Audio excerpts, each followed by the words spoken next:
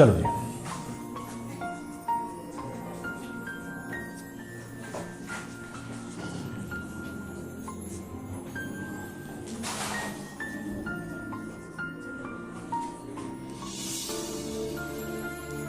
Nazism and,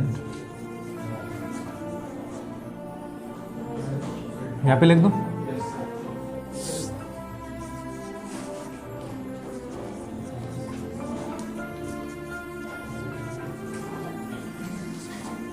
ठीक है। ठीक है। हिटलर ना, वो फ्लो में चलता है ना, उस पर टी पे और एल पे। हिटलर, हिटलर भी वैसे ठीक है, ठीक नहीं अभी कुछ ठीक नहीं है हिटलर। चलो कोई बात नहीं, Hitler, Hitler.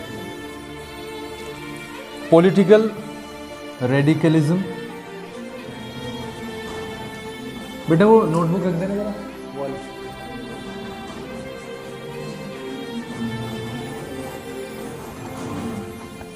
And economic crisis, and economic crisis, ठीक है।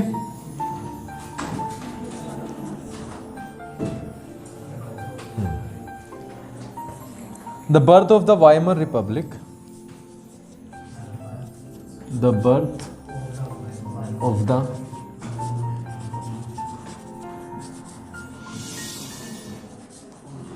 Weimar Republic coincided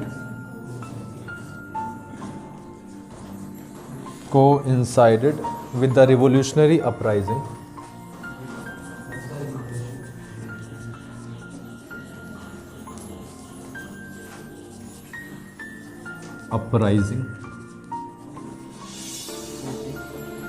of the Spartacist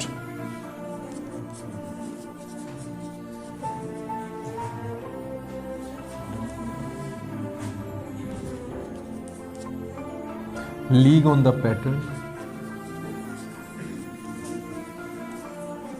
spelling देखते रहना, ठीक है। Pattern of the Bolshevik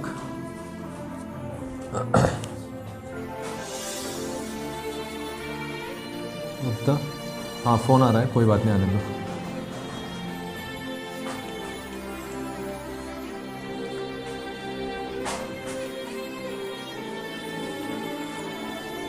with the of the Bolshevik revolution in Russia, revolution in Russia, Soviet of workers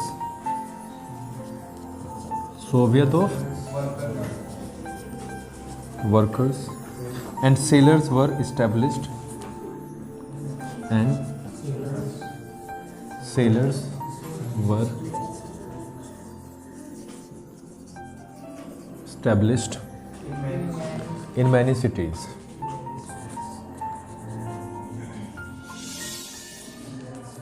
In many cities. The political atmosphere in Berlin. The political atmosphere in Berlin was charged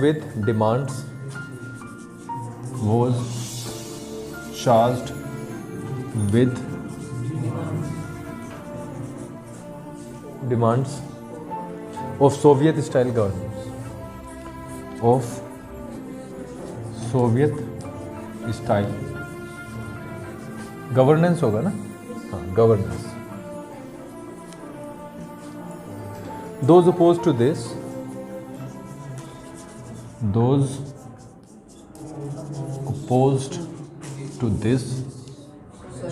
such as the socialists,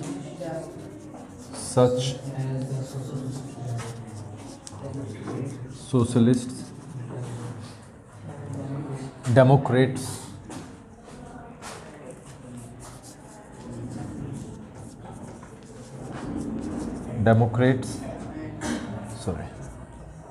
and Catholics,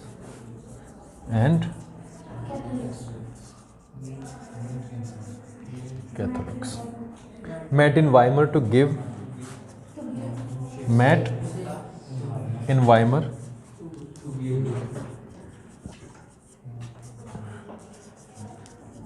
to give shape to the democratic republic, shape to the democratic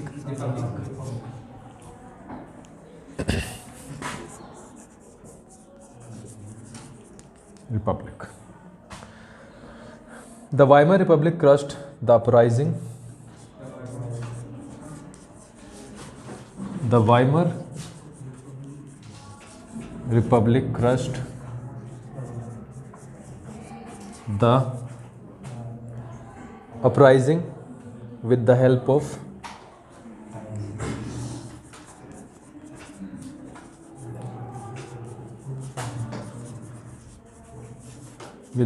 of a war veterans of war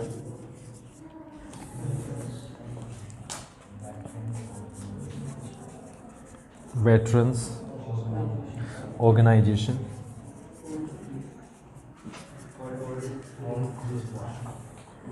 called Free Corps, called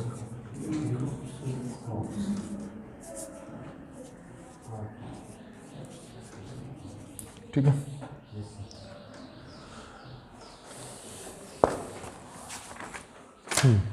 चलो जी पढ़ते हैं।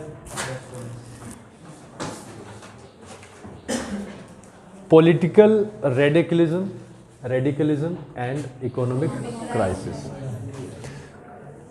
जो रेडिकलवाद हुआ ना, political radical वो लोग होते हैं जो स्वतंत्रता को पसंद करते हैं, तो रेडिकल्स ने वहाँ पे विद्रोह किया था। और उसके बाद में ये हेडिंग आई है हमारे पास में, इसमें थोड़ा सा और जानने का मौका मिलेगा। द बर्थ, देखो इकोनॉमिक क्राइसिस यानी आर्थिक संकट, जो आर्थिक संकट है क्या हुआ केशव, इधर देख तो। The birth of the Weimar Republic coincided. Coincide का मतलब तो सबको पता है, मैथ में पढ़ते हैं हम। तो कोइंसाइड का मतलब यहाँ पे आया है एक ही समय पे होना। जो वाइमर रिपब्लिक का जो बर्थ हुआ था ना, बर्थ मतलब जन्म, कोइंसाइड का मतलब एक ही समय पर, एक साथ, है ना, एक ही समय पर या एक साथ। जो बर्थ हुआ वो कोइंसाइडेड विद द रेवोल्यूशन। किसके साथ हुआ, किस रेवोल्यूशन के साथ हुआ? Revolutionary uprising of the Spartacist league. यानी जो वाइमर रिपब्लिक का बर्थ हुआ, जन्म हुआ, वो इस लीग के साथ ही हुआ। रिवोल्यूशनरी अपराइजिंग, अपराइजिंग का मतलब तो सबको पता होना चाहिए। अपराइजिंग का मतलब होता है बेटा विद्रोह। क्या होता है? विद्रोह कह सकते हैं, या अपराइज से, राइज से मतलब आप समझते हो उठना, कोई भी चीज का ऊपर उठना।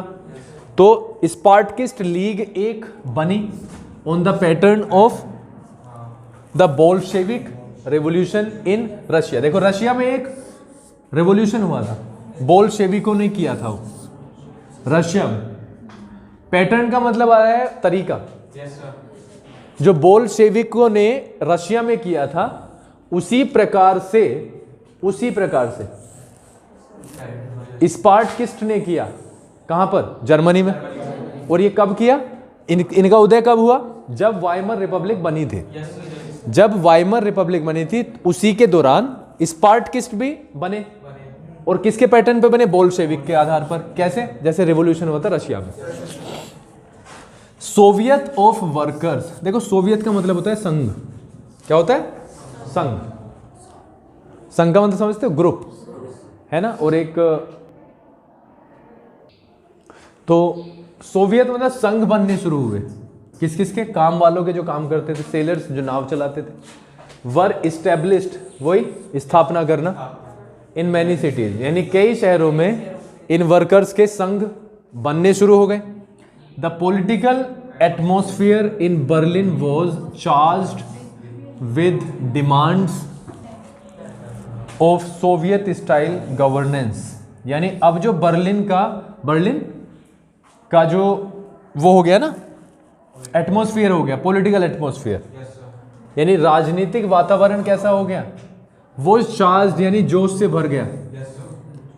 डिमांड्स, कैसी डिमांड्स थी कि जो उन्हें गवर्नेंस मिले, यानी जो उन्हें सरकार मिले वो कैसी हो, सोवियत स्टाइल हो, सोवियत स्टाइल की। और सोवियत स्टाइल कहाँ से कनेक्ट करेंगे हम, इसके बारे में एक अलग से सेशन रखेंगे, सोवियत स्टाइल किस तरीके की गवर्नमेंट थी। तो वो मांग करने लगे कि जहाँ पे भी गवर्नेंस हो वो कैसी हो, सोवियत स्टाइल जैसी हो। दोज ओपोज टू दिस, और जो इसके खिलाफ थे, जो इस चीज के खिलाफ थे, उनमें कौन कौन थे, सोशलिस्ट थे, डेमोक्रेट्स थे, और तीसरा ग्रुप कैथोलिक्स थे। Met in Weimar to give shape to the democratic republic. अब जो इनके खिलाफ थे वो वाइमर में मिले, क्या फॉर्म करने के लिए, एक शेप करने के लिए, यानी कि आकार देने के लिए, किसको, डेमोक्रेटिक रिपब्लिक को आकार देने के लिए वो उनकी मीटिंग हुई। अब मीटिंग के बाद देखो क्या हुआ, द वाइमर रिपब्लिक, जो वाइमर रिपब्लिक थी, क्रश मतलब कुचल देना, क्रश का मतलब क्या है, कुचलना, बहुत बुरी तरीके से। अब यहां पे कुचलने का मतलब है हराना, बहुत बुरे तरीके से हरा देना, किसी को भगा देना, है ना। क्रश्ड द अपराइजिंग, कौन सी अपराइजिंग, ये वाली। वाइमर रिपब्लिक ने इसको कुचल दिया, इस अपराइजिंग को, विद द हेल्प, किसकी हेल्प के साथ, ऑफ द वॉर वेटरन्स। देखो वेटरन का मतलब होता है जिसको बहुत अनुभव होता है, एक तो होता है एक्सपीरियंस्ड, और जब ज्यादा अनुभव हो जाता है तो वो होते हैं वेटरन्स। वॉर वेटरन्स थे, यानी उनकी जो स्पेशलिटी थी वो किसमें थी, युद्ध में ही थी, उस ऑर्गेनाइजेशन की, जिसको क्या कहा जाता है, फ्री कोप्स। क्या कहा जाता है, फ्री कोप्स एक ऑर्गेनाइजेशन है जिसकी स्पेशलिटी क्या है, वॉर वेटरन्स है, यानी कि वॉर की ही उनकी, युद्ध को लड़ने की ही उनकी विशेषता है। उनकी हेल्प से उन्होंने, वाइमर रिपब्लिक ने इस अपराइजिंग को, इस विद्रोह को कुचल दिया। वो खिलाफ जा रहे थे लेकिन उन्होंने उसे कुचल के रख दिया, ठीक है।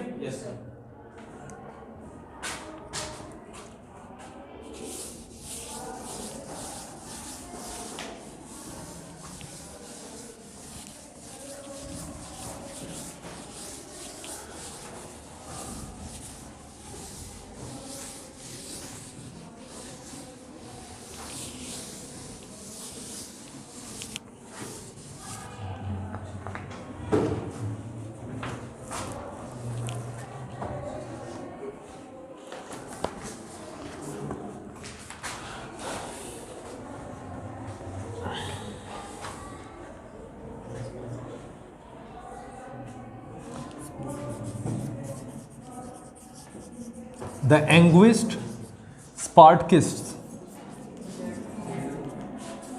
स्पार्ट स्पेलिंग भी तो देखनी पड़ती है, ACIST, Spartakists later founded the Communist Party, later founded the Communist Party of Germany.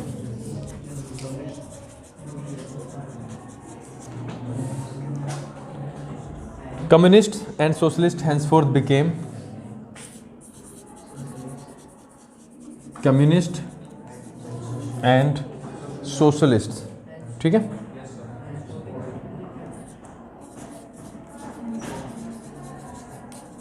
henceforth became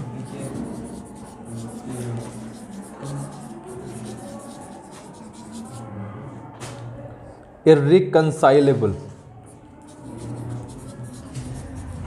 कंसाइबल है ना, कंसाइलेबल enemies and could not make common cause and could not make common cause against Hitler, against Hitler. Both revolutionaries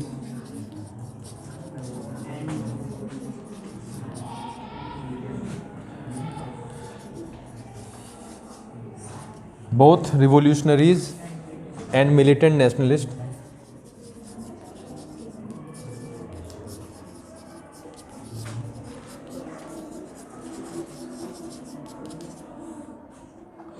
craved for radical solutions, craved for radical solutions। ठीक है, यहाँ तक करते हैं। यहाँ पे दो शब्द आए, द एंग्विश्ड स्पार्टकिस्ट। अब वो उन्हें क्रश कर दिया गया। yes, तो एंग्विश्ड क्यों आया? जो बिल्कुल निराश हो, जिसे दुख हो, क्योंकि क्रश कर दिया, खत्म करने की कोशिश की गई। तो द एंग्विश्ड स्पार्टकिस्ट लेटर फाउंडेड, मतलब स्थापना करना, फाउंड स्थापना करना, फाउंडेड द कम्युनिस्ट पार्टी। उन्होंने जर्मनी की कम्युनिस्ट पार्टी की स्थापना कर डाली। किन्होंने? स्पार्टकिस्ट ने। कम्युनिस्ट एंड सोशलिस्ट्स, हैंसफोर्थ का मतलब होता है इसके बाद से। क्योंकि उन्होंने नई पार्टी बना ली अपनी, कम्युनिस्ट पार्टी, और इसके बाद से, हैंसफोर्थ मतलब इसके बाद से, जो कम्युनिस्ट थे और जो सोशलिस्ट थे, दो ग्रुप थे, वो कभी भी बिकेम, मतलब बिकेम के अंदर बन गए इर्रिकंसाइलेबल। इर्रिकंसाइलेबल का मतलब हो गया कट्टर, मतलब जो कभी भी, जैसे बोलते हैं ना कि उसकी शक्ल भी नहीं देखनी है। तो दो चीजों में जब हम बोलते हैं हिंदी में 36 का आंकड़ा हो जाता है, मतलब एक दूसरे के बिल्कुल ही खिलाफ, कट्टर दुश्मन बन गए। वो कट्टर दुश्मन बन गए दोनों ग्रुप। अब जब दो ग्रुप अगर एक साथ हो तो ताकत कितनी है, लेकिन अगर वो बट जाए तो ताकत कम हो जाएगी। तो यहां से वो क्या बन गए?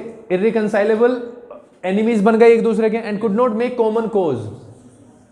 और कॉमन कोज का मतलब, कॉमन का मतलब एक, जो दोनों का एक हो। कोज का मतलब कारण या अभियान कह सकते हैं। वो एक अभियान नहीं चला पाए, किसके खिलाफ? Against Hitler. यानी हिटलर के खिलाफ वो यूनिटी नहीं दिखा पाए, क्योंकि उन्होंने अपने अलग अलग कर लिया। Both revolutionaries and militant nationalist, revolutionary और जो मिलिटेंट नेशनलिस्ट थे, वो क्रेव का मतलब संघर्ष करना है ना, घुटनों के बल चलना, फॉर रेडिकल सॉल्यूशन। क्योंकि वो रेडिकल सॉल्यूशन चाहते थे। क्रांति क्यों हुई थी? रेडिकलिज्म हेडिंग आई है हमारी, है ना। प्रजातांत्रिक एक तरीके का वर्ड होता है। जब रेडिकल ग्रुप को हम डीप में पढ़ेंगे उसमें और भी ज्यादा आएगा। लेकिन अब ये क्या हुआ, जो सॉल्यूशन मिलने थे उन्हें रेडिकल, वो नहीं मिल पाए, क्योंकि इनकी जो ताकत है वो टूट गई, अलग अलग भागों में बट गई। तो इसके कारण वो एक कॉमन कोज नहीं जुटा पाए, किसके खिलाफ? हिटलर के खिलाफ, right.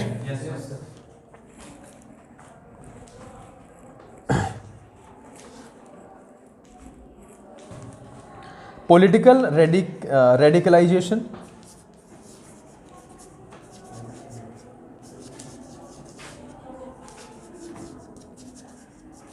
political radicalization was only heightened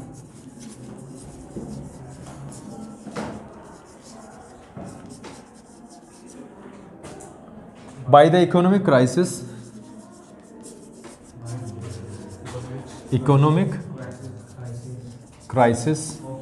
of 1923. Germany had fought the war. Germany had fought the war on loans and had to pay war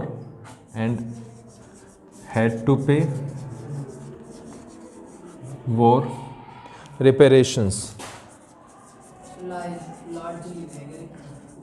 कहाँ पे? वो लार्जली है ना, reparation in gold. This depleted gold reserves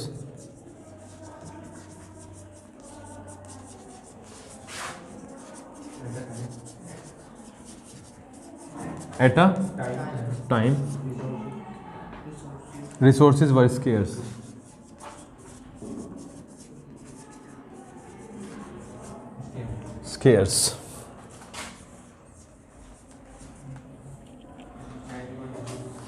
ठीक है। Political radicalization was only heighten. Height का मतलब समझते हो ऊंचाई। तो पॉलिटिकल रेडिकलाइजेशन फिर से हाइट पे आया। कब आया? 1923 में। लेकिन किस कारण आया? द इकोनॉमिक क्राइसिस, क्योंकि आर्थिक संकट बहुत बुरा था।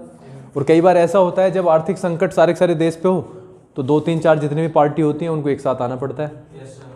भाई उस वाले समय से तो बाहर निकलना ही है ना किसी ना किसी तरीके से।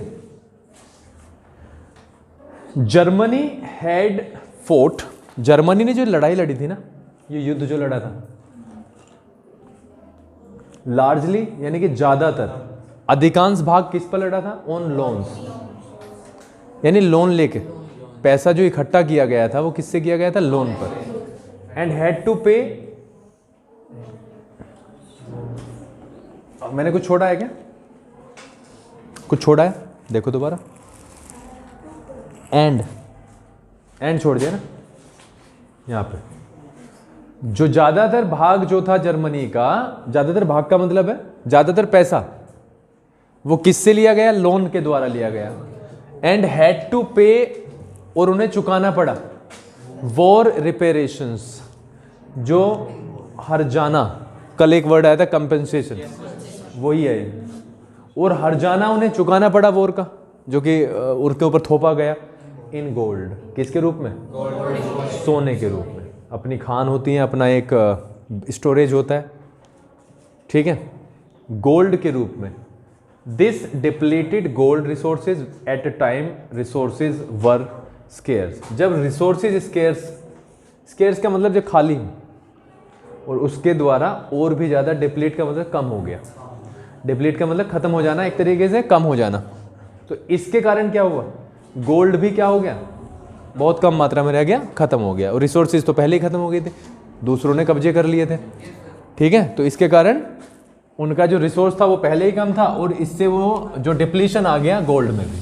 गोल्ड में डिप्लीशन क्यों आया? क्योंकि उन्होंने वॉर का जो रिपेरेशन था या कंपेंसेशन था वो गोल्ड के रूप में चुकाया। आया? अभी आया? कुछ कनेक्ट हो रहा है?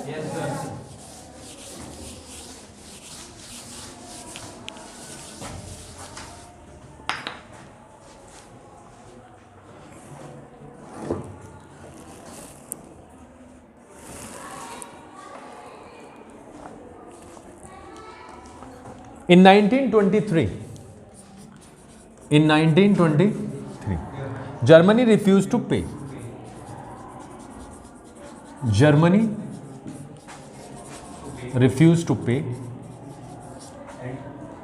and the French occupied its leading industrial area. And the French occupied its leading industrial area,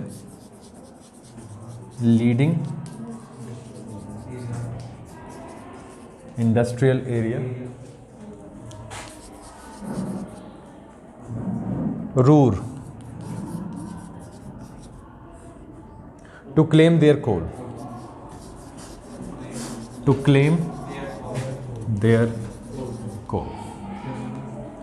Germany retaliated with passive resistance.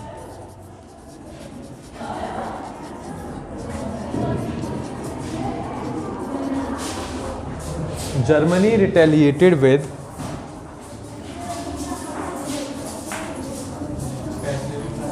passive resistance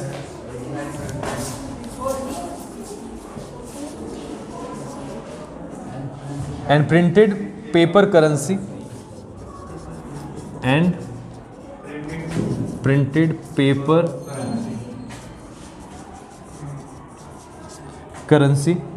recklessly,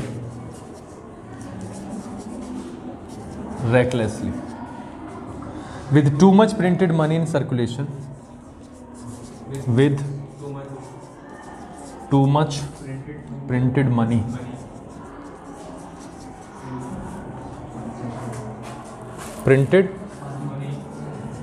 money in circulation. The value of the German mark fell. The value of the German mark fell. ठीक है।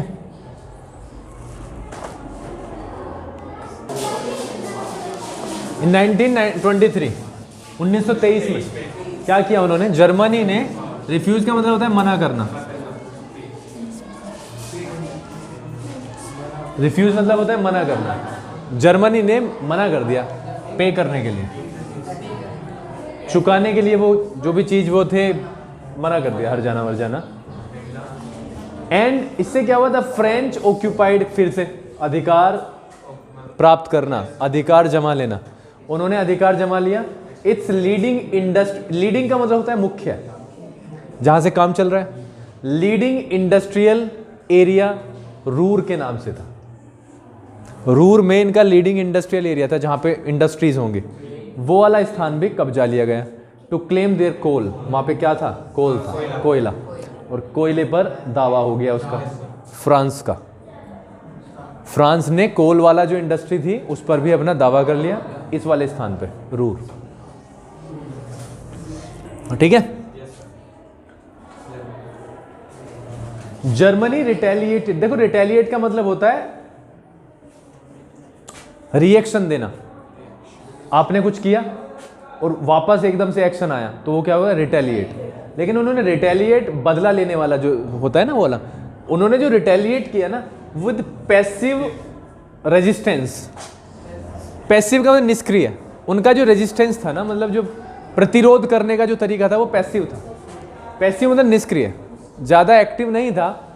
And मान लिया उन्होंने, ठीक है, उन्होंने कब्जा कर लिया, ठीक किया, लेकिन उन्होंने एक काम देखो किया, प्रिंटेड पेपर करेंसी, उन्होंने नोट छापने शुरू किए, समझ रहे हो, प्रिंटेड पेपर करेंसी रेकलेसली, ये शब्द बहुत इंपॉर्टेंट आया, recklessly,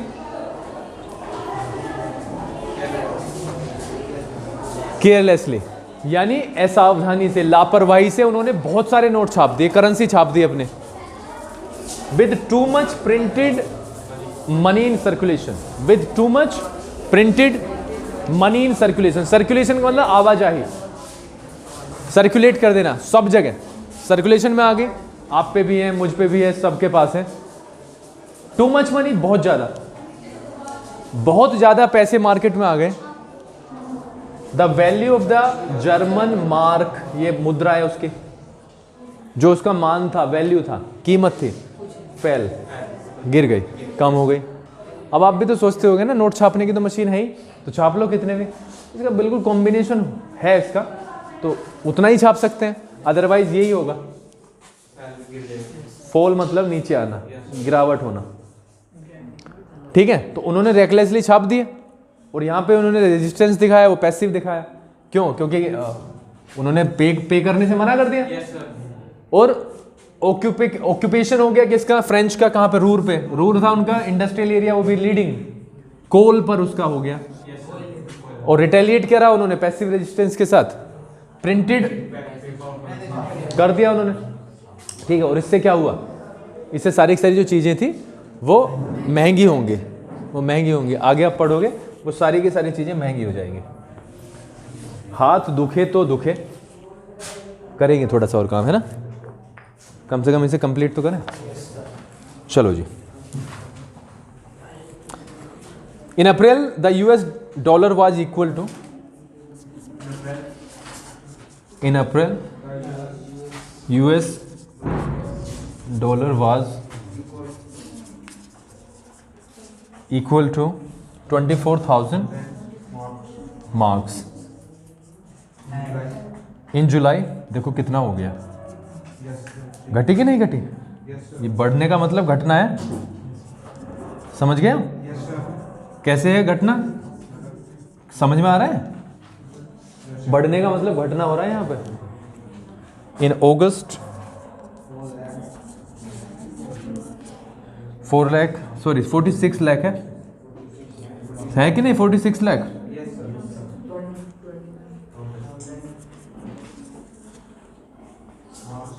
marks and at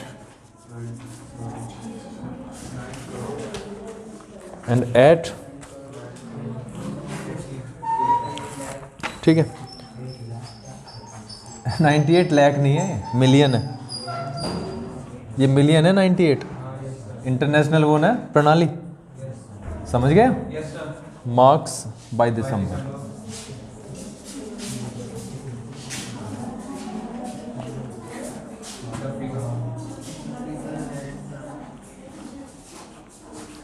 The figure had run into trillions.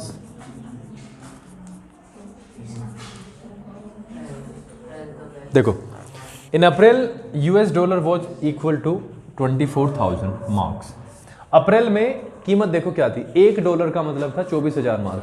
यानी अगर आप 24,000 मार्क दे दो तो तुम्हें कितने डॉलर मिलते थे? 1।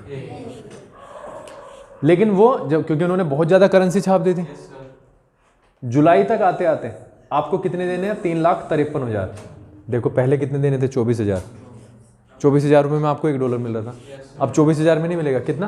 3,53,000, यानी कि वैल्यू घट गई। और अगस्त तक आते आते ये हो गया 46 लाख। 46 लाख, 46 लाख हो गया अगस्त तक। और यहाँ पे देखो 98 मिलियन है। अगर मैं इसे हिंदी में कन्वर्ट करूं तो इकाई, दहाई, सैकड़ा, हजार, 10,000, लाख, 10 लाख, करोड़, 9 करोड़। समझ रहे हो? 9 करोड़ 88 लाख 60,000। और ये दिसंबर तक आते आते किस में पहुंच गया? दिसंबर में। And the figure had run into trillions. और आगे जाके ये क्या हो गया? ट्रिलियंस में, यानी मिलियन, बिलियन और फिर उसके बड़ा ट्रिलियन, ट्रिलियन में पहुंच गया। इतना आया कुछ समझ?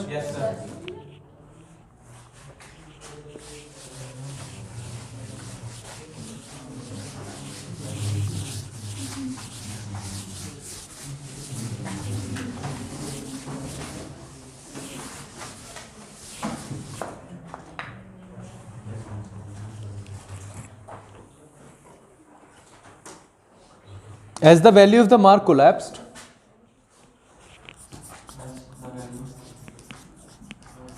as the value of the mark collapsed, COLLAPSED, हाँ SED, collapsed, prices of goods sold, prices of goods sold. The image of German carrying cartloads, the image of Germans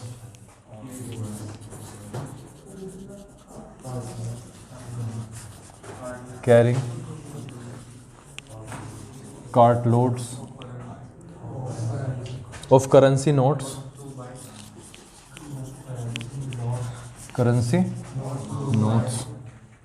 to buy a loaf of bread,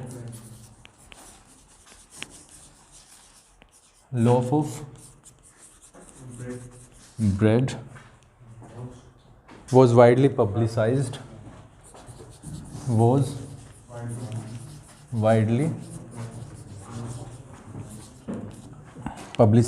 CISED, publicized, evoking worldwide sympathy,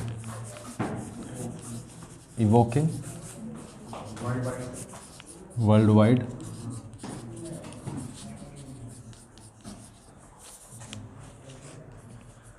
sympathy. This crisis came to be known as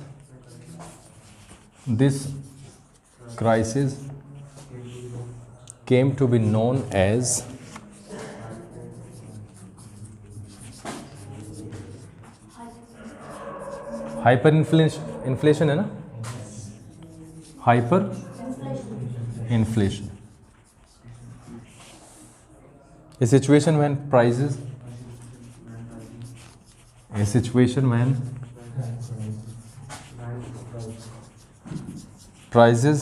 rise phenomenally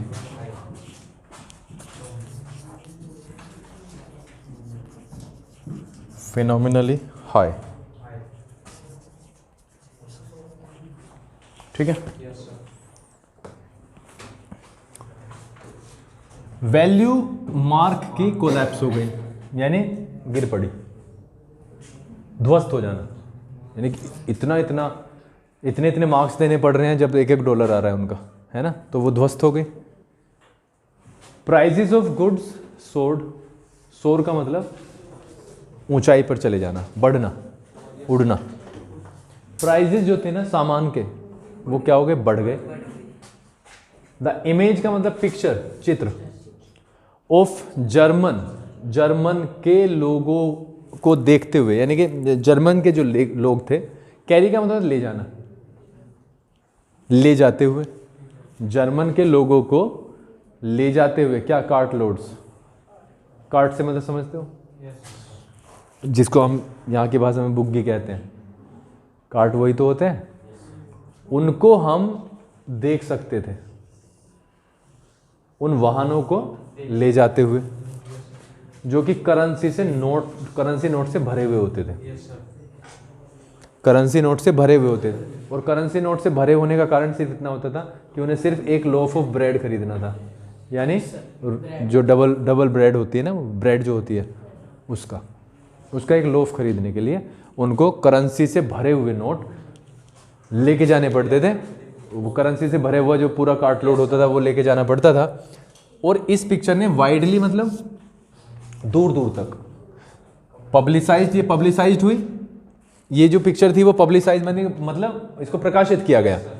evoking world wide sympathy, और evoke मतलब पैदा हुआ लोगों के मन में, sympathy सहानुभूति, लोगों के मन में तरस आना, जब उन्होंने देखा कि ये बुग्गी तरीके का एक जैसे कि तांगा होता है उस तरीके का है, और ये पूरा का पूरा किससे भरा हुआ है, नोटों से, और क्या लेने के ले जा रहा है, बट वो लड़का एक सिर्फ ब्रेड, तो तरस तो आएगा ही कि इतना सारा पैसा सबके पास थोड़े ना होता।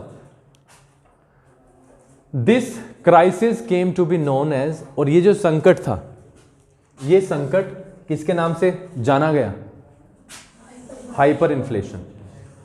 किसके नाम से, हाइपर इन्फ्लेशन। यहाँ पे क्या हो जाता है, जब बहुत ज़्यादा मुद्रा जो है वो नीचे आ जाती है, मुद्रा स्फीति कहते हैं इसे, मुद्रा स्फीति कहते हैं शायद, ठीक है। अ सिचुएशन, एक ऐसी सिचुएशन होती है जब प्राइजेज राइज, जो प्राइस होते हैं वो क्या हो जाते हैं, बहुत ज़्यादा बढ़ जाते हैं, फिनोमिनली, बेहिसाब, बहुत बड़े स्तर पर, हाई मतलब ऊंचे। जब प्राइजेज जो है ना वो इतना ज़्यादा ऊंचे हो जाएं कि कंट्रोल से बाहर हो जाएं, तो उसे क्या कहते हैं, मुद्रास्फीति कहते हैं, यानी हाइपर इन्फ्लेशन कहते हैं। लास्ट की 4 लाइन है, उनको और पढ़ते हैं एंड डन, ठीक है। तो अब अगर पूछा जाता है कि हाइपर इन्फ्लेशन क्या है, तो बता दोगे।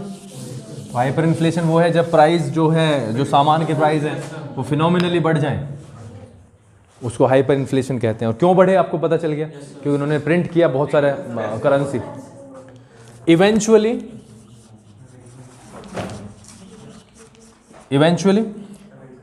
The American intervened, the Americans intervened and bailed Germany out, and bailed Germany out of the crisis,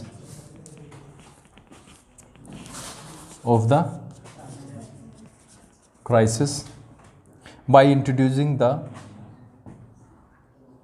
Dawes Plan, by introducing the Dawes Plan, DAWES plan, which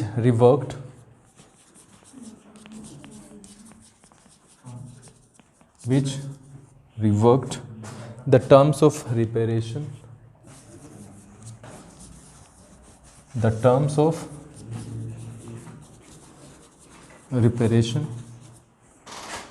to ease the financial burden,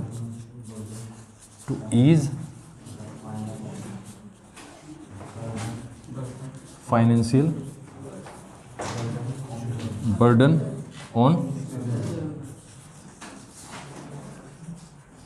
Germans, ठीक है। Eventually, परिणाम स्वरूप, नतीजतन, इसका नतीजा क्या हुआ। Intervene का मतलब होता है बेटा हस्तक्षेप करना, हस्तक्षेप करना, सिग्नेचर नहीं होता, वो हस्ताक्षर करना होता है। हस्तक्षेप का मतलब किसी मुद्दे के बीच में आ जाना, इंटरफेयर करना, समझ रहे हो? जब ये सारे की सारी चीज़ देखें तो अमेरिकन्स ने इसके बीच में क्या किया, हस्तक्षेप किया। And bailed Germany out. देखो बेल का मतलब सबको पता है जमानत, आउट का मतलब बाहर। जर्मनी को बाहर निकाला इस क्राइसिस से, इस संकट से, समझ रहे हो? किसने निकाला, किसने हस्तक्षेप किया? अमेरिकन्स ने। अमेरिका ने हस्तक्षेप किया, इससे बाहर निकाला। और कैसे निकाला, किसके द्वारा निकाला? इंट्रोड्यूसिंग, मतलब इंट्रोड्यूस का मतलब वैसे तो यहाँ पे लाने से आया है। इंट्रोड्यूस का मतलब किसी से किसी की मुलाकात कराना। इंट्रोड्यूस मतलब किसी से शुरुआत कराना।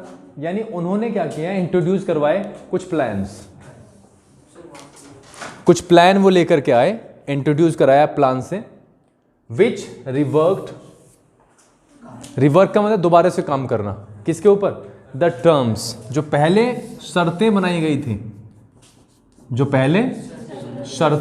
गई थी उनके ऊपर दोबारा से काम करने के लिए, यानी उनको चेंज करके। किसकी शर्तें थी वो? रिपेरेशन, यानी कि हर्जाने की। जो हर्जाना उन्हें जिस तरीके से देना था और जो शर्तें उन्होंने लगाई थी उसको क्या किया, रिवर्क किया गया। किसके द्वारा?